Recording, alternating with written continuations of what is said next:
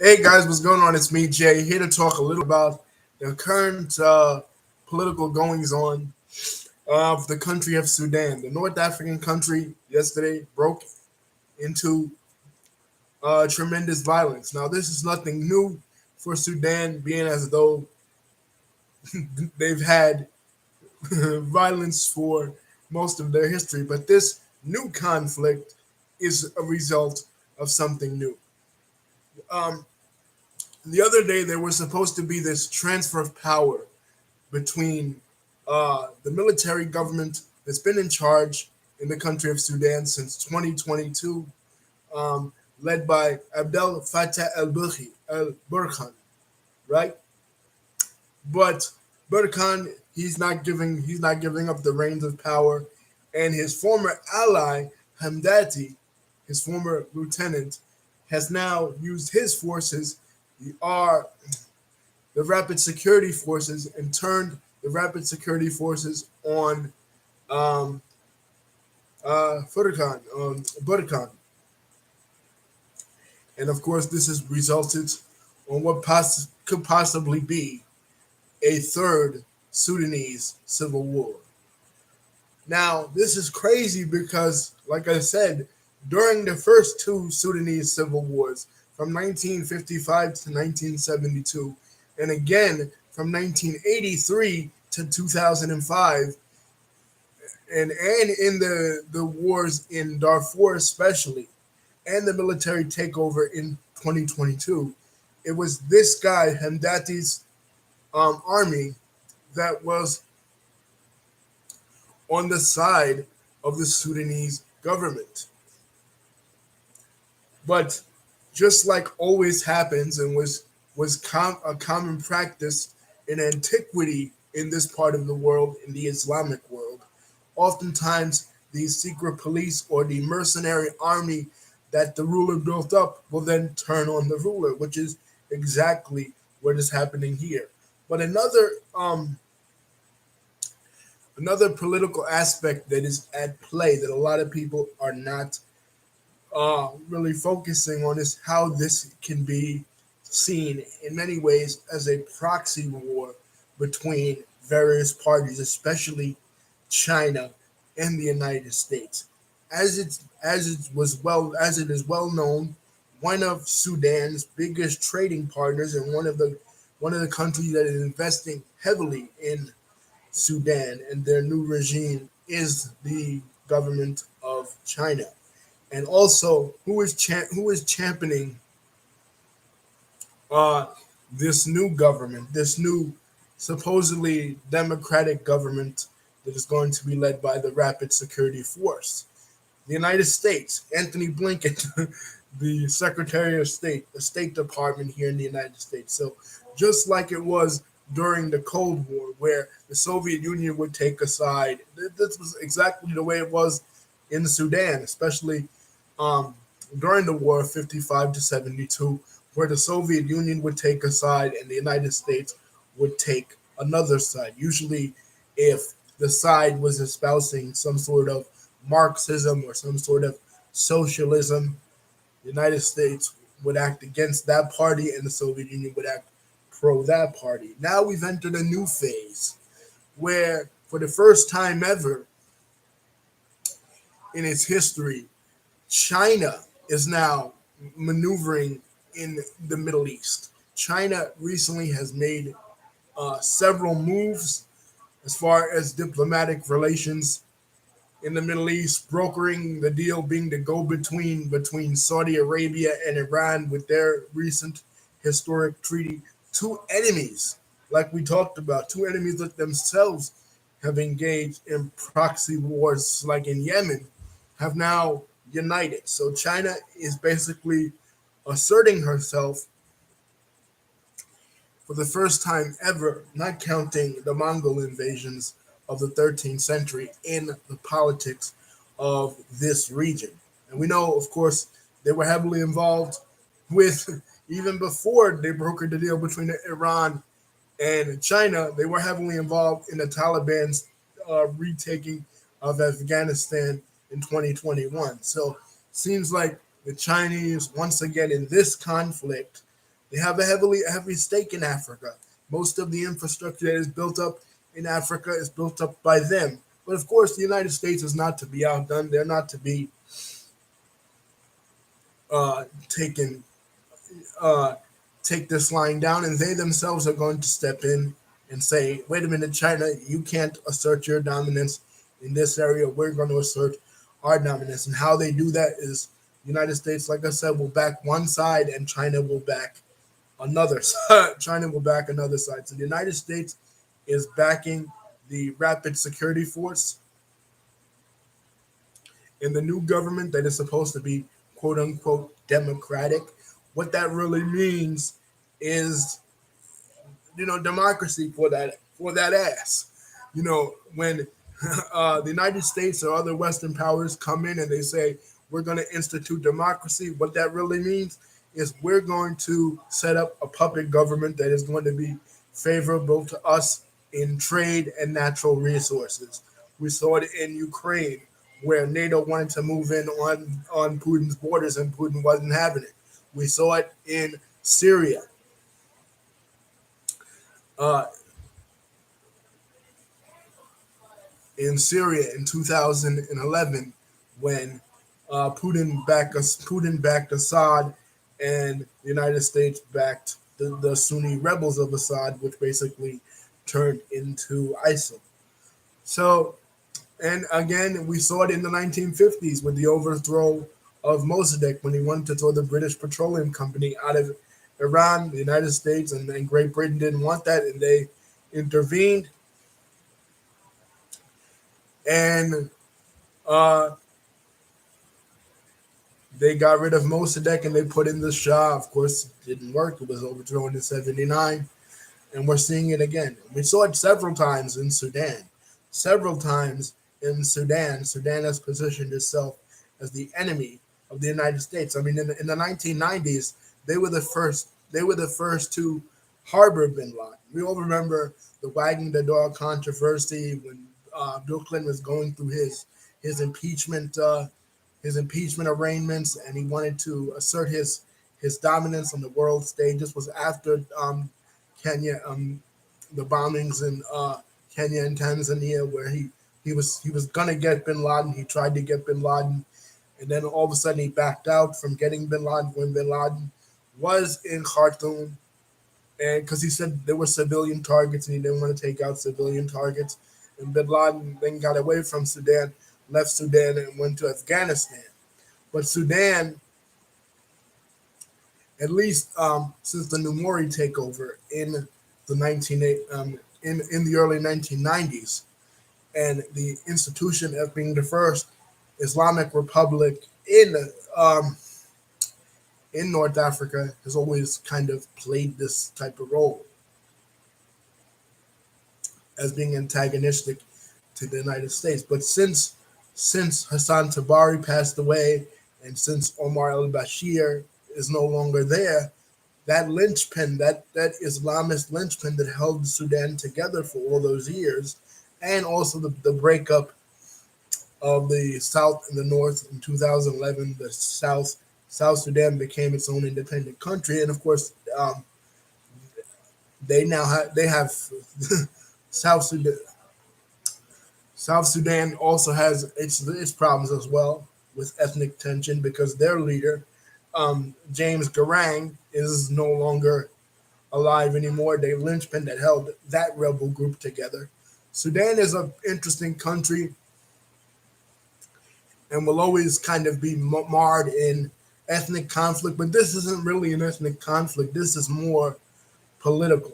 What we saw in Darfur in the early 2000s, that was more ethnic. What we saw for years in the first two civil wars in Sudan, that was more ethnic North, Arab North, and Black African South, because when the British came in the 1800s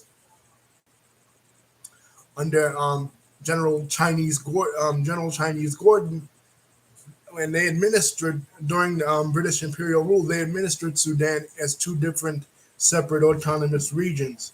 One was administered like the other East African countries like Uganda, Tanzania, and Kenya, and the other was administered as a northern Arab country. So under the Egyptians, under the Anglo Egyptian rule until Egypt got their independence in the early 50s, officially from the British. And we know that going back further, going back to the 1500s, the Mamluk period, before the Mamluk period, Sudan was actually one of the oldest Christian holdouts of Christianity in that region until the Mamluks destroyed the Dongol Empire and instituted Islamicized the country and basically Arabized the north. And they haven't stopped trying to Arabize the entire the entire country uh, until now. But this is conflict is something different. This is more China and the United States moving around their chess pieces.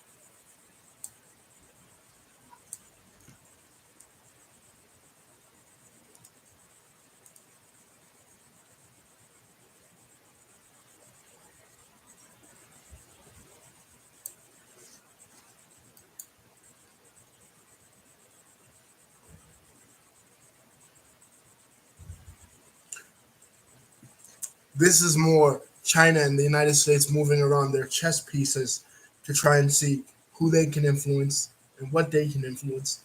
And I'm just, it's just crazy, man, because this is essentially the first kind of proxy war that China has. I mean, not really the first proxy war that China is heavily engaged in. I take that back because um, uh, they were heavily involved in Vietnam, but a a non-regional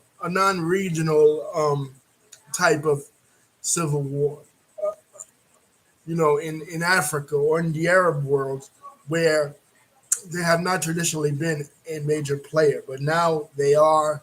First, this treaty with Saudi Arabia and Iran, and now they're playing politics. They're playing chess in Sudan with their different sides. But like I said yesterday, man, uh, Sudan can't really catch a break, man. They can't catch a break at all. You know what I mean? It seems like one conflict after another, whether it's the South Sudan and Macharat's government, or the north of Sudan with these coups. The coup to overthrow Bashar in 2019, and the coup for the military government to move in 22. Actually, 100 years after Egypt, uh, Egypt established their co-rule with officially, Egypt established their co-rule with England in 22 over Sudan. That was 22. 2022 was 100 years since that time. They established it in 1922. So Sudan can't really catch a break. We all know that Sudanese culture, Sudanese, especially from people in the United States, Black Americans in the United States, Sudan has always been a point of pride, a point of reference, especially in the Black Muslim movement of the 1980s when the Nubians or the Ansar Allah took their cues from the original Ansar not the original Ansar Allah. The original Ansar Allah was in Medina uh, during the during the early Islamic period. But I'm talking about the original Ansar Allah of um, the Mahdi of the Sudan, who fought against the British, fought against British imperialism, and Malachi York, Dwight York, was inspired by that when he started his movement, his Ansar Allah movement in the 1970s, right here in Brooklyn. And of course, we know that rap groups like Lord Jamar's Brand Nubian, they named themselves after the Nubians, the original people of the Sudan, the original mothers and fathers of Kerma, which Kerma actually, northern Sudan actually has more pyramids than Egypt. Westerners always look at Egypt as the place. Hoteps always look at Egypt as this place of power. And it was a place of power and a place of influence. It influenced the Greeks, who in turn influenced the Romans. They influenced the Phoenicians, the Carthaginians, and things of that nature. As far as Africa during antiquity, but Sudan was also a place of power. It was the Sudanese army who kept actually King Sennacherib of the Assyrians from taking over Israel during the reign of King Hezekiah. So the only not Israel, not northern kingdom, Judah, the southern kingdom. King Sennacherib was going to invade Judah and destroy Judah in the same way that he destroyed Israel, and the pharaoh of that time, the black pharaoh of the 25th dynasty, Pharaoh Taharka, was the one who prevented that. So Nubia and Sudan has always even played a role, even in biblical history. Judah was saved by the Sudanese. You know what I mean? The Sudanese dynasty in Egypt, the 25th dynasty. So uh, Sudan has always been a major player. And of course, we know that Sudanese people, Nubian people, were some of the best fighters and were always used as, during the Islamic period and even during the Ptolemaic period and the Pharaonic period, always in Egypt, in Egyptian history, Sudanese people have always been the militaristic backbone, the mercenaries for the Egyptian army.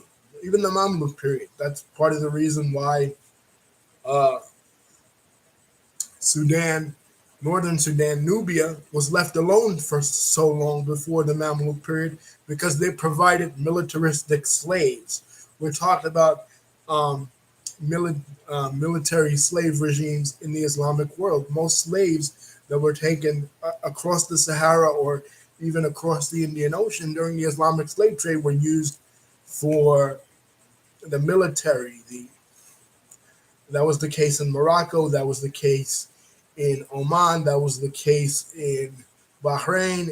Mostly every Islamic country, African slaves, and those, especially those from Nubia, the northern Sudan, were used as military. So they've always had a kind of militaristic tradition, but it is just kind of sad that even though they've always had this strong militaristic tradition, they always end up with the shitty end of the stick, forever marred in civil war. Even, like I said, South Sudan. Since they declared their independence, the Dinka and the Akoli have been kind of at each other's throats because the Akoli tribe led the revolt against the North,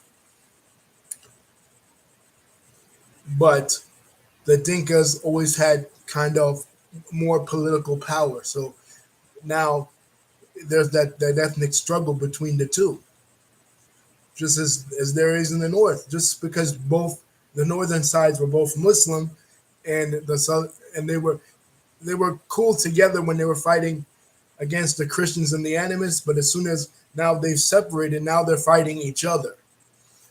Which is the case. Always seems to be the case. When it comes to Africa, because these borders in Africa in the 1880s were artificially created by the West, the Berlin Conference, in the 1880s, uh, artificially created these borders. Countries like Nigeria, countries like Rwanda, countries like Burundi, countries like Botswana, they're artificial countries, they're artificial constructs. They didn't have these borders. During antiquity, they had their own borders. They had their own um, stratifications ethnically, and all of a sudden the Europeans wanted to govern one specific territory altogether, and they put everybody in the pot together. And some of these groups have had ethnic tensions for years that, of course, were exacerbated by slavery. The Europeans, that's what they did during slavery, just like what I was saying they do now, or the Chinese and the Americans are doing now, or the Russians and the Americans did during the Cold War. They pick one side and they go against one side. They go pick one side and they go against another side. They take sides in the war, and they sold them guns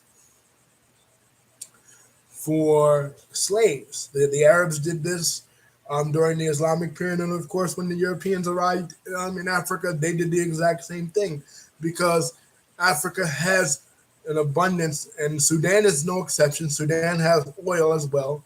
That's why uh, when they were going through their issues before the treaty in '05, people were like, "Hey, why don't we give them a little bit of that West? Why don't we give them a little bit of that Western democracy?"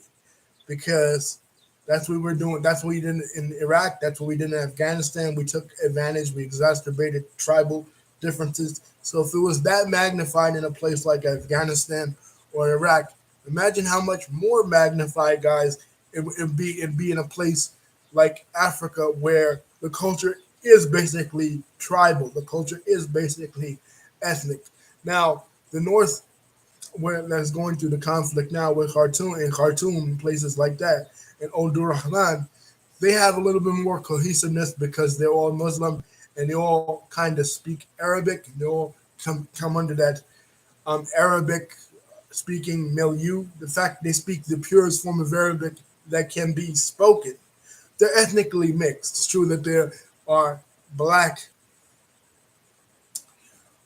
black and Arab. You know what I mean? Because of years of interactions, like Sergeant Willie Pete always says, this is the misogyn. I mean, this is the miscegenation zone of Africa, kind of like Ethiopia or Somalia.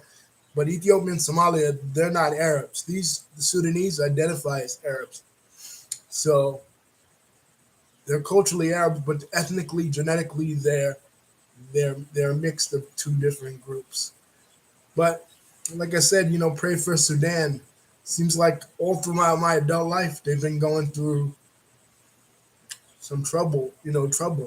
But me growing up in the West, the American Islamic world, I was taught to admire them. I was taught to look up to them because of their grand history. Like I said, they have a history that's in the Bible. They have a history dating back to Pharaonic Egypt, and they have more pyramids than the actual Egyptians. So while everybody looks up to Giza and those famous pyramids in history, Kerma and Nubia has something to offer that we don't really look at. Even after the Babylonian exile in 587 BC, what was one of the places that the children of Israel went to besides Babylon? One of the early seats of the early diaspora of the Hebrews was in the Sudan, in Elephantine, in that part of the Sudan.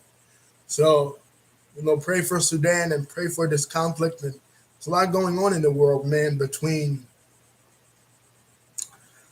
different geopolitical players, especially China and the United States. I saw the video of it, man. It's shootouts, and this one poor reporter.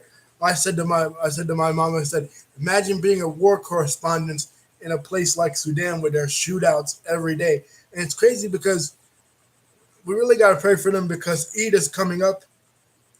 Eid is coming up, the greatest celebration in the Muslim world, and pray for our brothers and sisters in Sudan, man. That they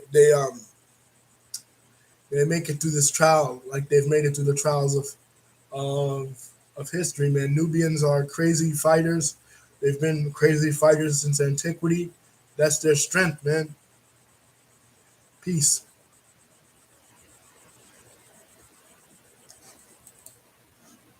I say the Nubians, they're the real people of the Nile. You know, the blue Nile, the Nile that extends all the way into Uganda. Love you guys.